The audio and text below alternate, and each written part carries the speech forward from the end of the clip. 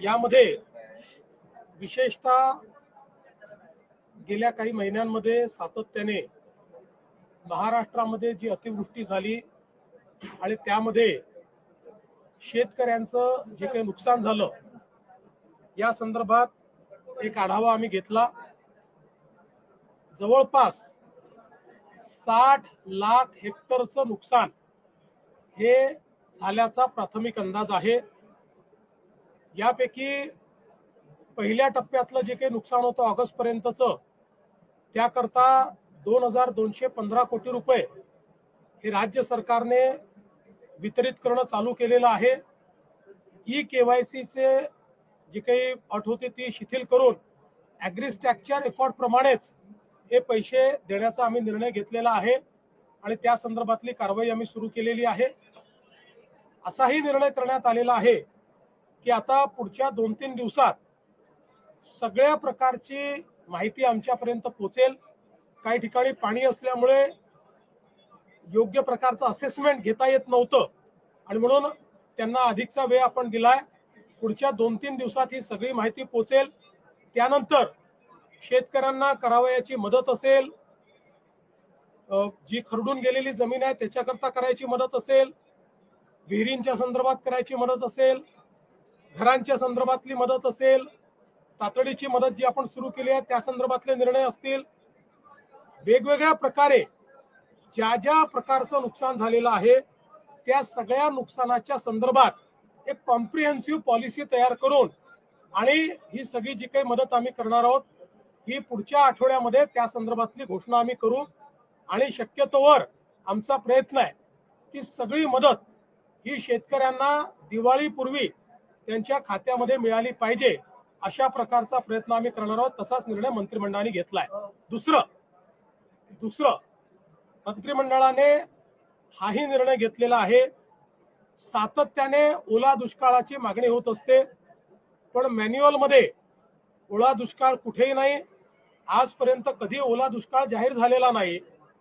तथापि आम्ही हा निर्णय घेतला की ज्यावेळी दुष्काळ पडतो त्यावेळी ज्या ज्या उपाययोजना आणि सवलती आपण देतो त्या सगळ्या सवलती आता यालाही म्हणजे दुष्काळ त्याला टंचाई म्हणतो आपण, तशाच प्रकारची दुष्काळी टंचाई पडली आहे असं समजून त्या सगळ्या सवलती याही वेळी लागू करण्याचा निर्णय हा राज्याच्या मंत्रिमंडळाने घेतलेला आहे। त्यामुळे जी काही मागणी होती की त्यावेळेच्या सवलती लागू झाल्या पाहिजेत किंवा ओला दुष्काळ जाहीर करायचा अर्थच तो असतो की त्या सवलती लागू करा, तशा सगळ्या सवलती या लागू करण्याचा निर्णय हा राज्याच्या मंत्रिमंडळाने घेतलेला आहे। मी आज यापेक्षा अधिक सांगणार नाही कारण आता ही सगळी नुकसानाची आकडेवारी जमा होते, ती पूर्ण जमा पुढच्या 2-3-4 दिवसात होईल आणि जसं मी सांगितलं लवकरात लवकर पण कुठल्याही परिस्थितीत पुढच्या आठवड्याच्या आत आपल्याला या संदर्भातली जी काही मी शिंदे साहेब आणि अजितदादा आम्ही बसून या संदर्भातला निर्णय घेणार आहोत आणि त्या संदर्भातली घोषणा आम्ही करू। आज राज्याच्या मंत्रिमंडळाने आज अजून काही महत्वपूर्ण या ठिकाणी निर्णय केलेले आहेत ज्याच्यामध्ये राज्याची एक सर्वंकष कॅन्सर सेवा policy, comprehensive cancer care policy ही आपण तयार केलेली आहे। या कॅन्सर केअर पॉलिसीच्या माध्यमातून राज्यातल्या सगळ्या जिल्ह्यांना कॅन्सरचा उपचार हा उपलब्ध राहिला पाहिजे अशा प्रकारची याची रचना करण्यात आलेली आहे। याच्यामध्ये L1 apex centre, L2 centre आणि L3 सेंटर याचं जाळं आपण तयार करतो जेणेकरून कोणालाही कॅन्सर सारख्या या बिमारीची ट्रीटमेंट मिळण्याकरता त्यांच्या जिल्ह्यामध्येच जवळपास महत्त्वाच्या गोष्टी उपलब्ध असतील। काहींना काही गोष्टींकरता L2 सेंटरला काही ठिकाणी जावं लागेल पण याच्यामुळे खूप मोठ्या प्रमाणात कॅन्सर याचा जे काही रोगनिदान आणि त्याच्यावर उपचार आहेत त्याची सुलभता आणि त्याची कॉस्ट कमी करणं हा याच्या पाठीमागचा उद्देश आहे। हे देखील राज्याच्या वतीने आम्ही करणार आहोत। आज राज्याने आपली GCC पॉलिसी ही देखील या ठिकाणी मान्य केलेली आहे। GCC म्हणजे ग्लोबल कॉम्पिटिटिव्ह सेंटर। या GCC मध्ये आपल्याला त्या ठिकाणी मोठ्या प्रमाणात गुंतवणूक येणार आहे आणि ही जी काही गुंतवणूक येणार आहे ती गुंतवणूक महाराष्ट्रामध्ये आपण कॅप्चर करायची ग्लोबल कॅपॅबिलिटी सेंटरमध्ये, अशा प्रकारचा आपला प्रयत्न आहे।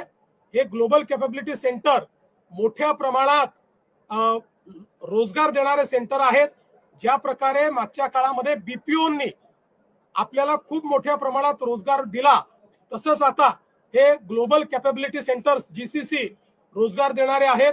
एक अपेक्षा अशी आहे की पुढच्या काळामध्ये आपल्या देशामध्ये जगातनं 5000 जीसीसी येणार आहेत आणि हा सगळा जो जीसीसीचा रिव्होल्यूशन आहे हा महाराष्ट्रात कॅप्चर करण्याकरता ही पॉलिसी आपण तयार केली आहे। आपल्याला अपेक्षित आहे की या पॉलिसीमुळे किमान हाय पेड जवळपास 2 टप्प्यांमध्ये 5 लाखापेक्षा जास्त रोजगार हे निर्मित होतील आणि मोठ्या प्रमाणात गुंतवणूक येऊन आपल्याला टॅक्सच्या रूपाने देखील हजारो कोटी रुपये यातनं प्राप्त होतील आणि म्हणून अशा प्रकारची कॉम्प्रिहेन्सिव्ह पॉलिसी तयार करणारं महाराष्ट्र हे पहिलं राज्य आहे। दिल्लीमध्ये गेलेला होता, दिल्लीकडनं काही विशेष काही मदत येणार वगैरे काय असं आहे? मी त्या दिवशीच सांगितलं, पुन्हा पुन्हा तुम्ही तोच प्रश्न विचारता। मी त्या दिवशीच सांगितलं की दिल्लीने पूर्ण मदत करायचा निर्णय केलेला आहे, पण त्याकरता आपल्याला आपला जो काही प्रस्ताव आहे तो पाठवावा लागतो आणि आपला प्रस्ताव पाठवण्याकरता जोपर्यंत आपला डेटा सगळा कंपाईल होत नाही तोपर्यंत आपला प्रस्ताव पाठवला जाऊ शकत नाही। मात्र दिल्लीच्या मदतीची वाट न पाहता आपण मदत सुरू केलेली आहे, पुढे ती करणार आहोत। दिल्लीतनं तो पैसा आपल्याला रिएम्बर्समेंट मध्ये मिळतो। 5 लाख कुटुंबांना आरोग्य किट वितरित केले जाणार आहे, याविषयी काय सांगता? आरोग्य किट देखील आम्ही देणार आहोत। त्याच्यासोबत विशेषतः गहू, तांदूळ, डाळ आणि इतर बाकी अनेक महत्वाच्या वस्तू याचीही किट ही आम्ही देणार आहोत, जेणेकरून आता ज्यांचं नुकसान झालेलं आहे त्यांना पुढच्या महिना 2 महिने त्रास होऊ नये अशा प्रकारची व्यवस्था आम्ही करतो। हा प्रस्ताव कधीपर्यंत जाऊ शकतो साधारणतः पंचनामे? मला असं वाटतं की या संदर्भात आता मी किती वेळा तेच ते तुम्हाला सांगायचं, हे सगळं आल्यानंतर पहिल्यांदा तुम्ही हे लक्षात घ्या की केंद्राला प्रस्ताव होईल, केंद्रातनं पैसे मिळतील, पण त्याकरता आपण काही अडलेलं नाही। आपण आपल्या निधीतनं ते पैसे देणं सुरू करणार आहोत आणि केंद्रात ते रिएम्बर्स होईल। त्यामुळे शेवटी केंद्राला आपल्याला एकदाच प्रस्ताव पाठवता येतो, वारंवार पाठवता येत नाही। त्यामुळे सगळे नुकसानीचे अंदाज आल्यानंतर जर प्रस्ताव पाठवला तर आपल्याला पैसे मिळतील।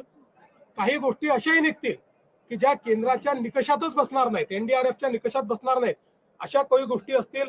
उदाहरणादाखल विहीर खचून गेली तर एनडीआरएफच्या निकषात ती नाही, पण त्याला आपण एनडीआरएफच्या निकषाच्या बाहेर जाऊन आपण पूर्णपणे मदत करू असा आपला निर्णय आहे।